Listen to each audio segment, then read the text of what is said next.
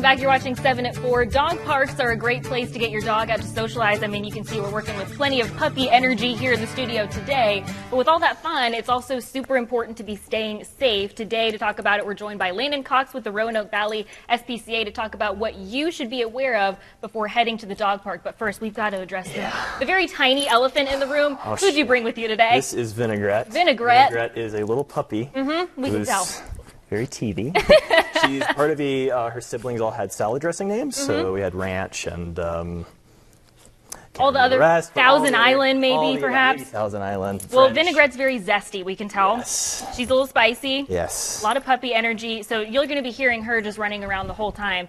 And she seems like she might enjoy a dog park. She's certainly got the energy for it. She's got the energy. Puppies like this, though, it's not always a great idea with dog parks.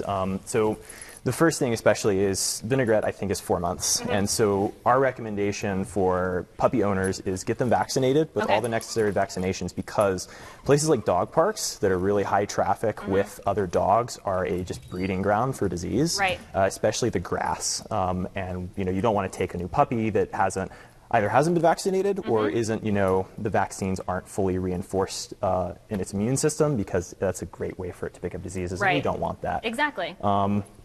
But yeah, that's with puppies. And then the other just thing too is you can see how excited she is. Yeah. Dogs are, Julie says this all the time, but dogs are like people. They've each got their own personalities, and you don't know what you're tangled. Oh no!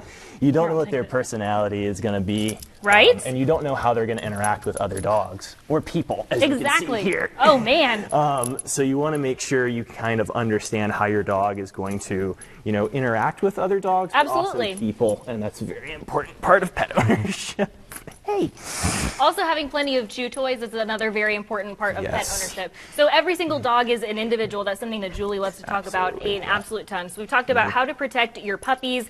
We've talked about how to protect different breeds, different age groups. What is maybe first time you're taking your dog to the dog park, like maybe a test drive you could take? Yeah, so the first thing you want to be is absolutely be attentive. Don't be on your phone. Don't, just release them into the dog park and be like, have at it. Because once again, you don't know how they're going to interact with people or other dogs. Definitely watch them. Something you're going to want to watch them for is triggers. Some dogs are very flighty, so if they see a squirrel or if they see something that they want to chase after, like Vinaigrette here. You're going to want to know that so that in the future, you can watch out for that. Getting a good leash and a good harness is really important, and having, good control over your dog. Obviously, nothing that's going to choke them, nothing that's going to hurt them, but you want to make sure that you're safe and your dog is safe. And that's not just for your dog, it's also for other dogs as well that are going to be in that park. And maybe, if possible, maybe you could try going when the dog park's not as busy. Yeah, if you've got a puppy and you really don't know how your dog's going to be around other dogs or just in general out in the public, definitely maybe do some research first, figure out what kind of dog park it is. Does it have grass? Is it mulchy? And then, try to go when there's not a lot of people. Just keep a close eye on your dog. Make sure that you're watching their triggers and just what they're reacting to, because the better you understand your dog, the better relationship you're going to have with your that's dog. right. So what about for people, they've tried taking their dog to the dog park, it's a no-go. What's the next step? Because you still want them to be able to get out. Right. Well, you want to make sure that you can take them on walks. If you can take them out in the neighborhood, that's a good way.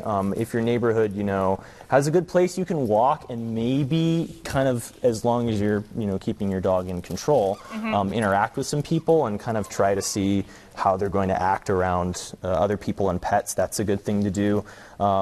And then, of course, you can always try training. But once again, dogs are like people. You don't know how they're going to react to stuff. So knowing your dog is key. Always important. Yeah. Absolutely. All right. Well, thank you for so many helpful tips and tricks. Thank you, Vinaigrette, for being a good test subject, talking about whether or not we can bring them out in public. Are her and her siblings available yet? She's available. Okay, Vinaigrette's available. Have been adopted. She is yet to be, but she is available. Well, if you're looking for some puppy energy, you know who to reach out to. Roanoke Valley SPCA. Landon, thank you so much for coming in. Vinaigrette, thank you for coming in as well. Full interview available online, WDBJ7.com. 7 at 4, we'll be right back.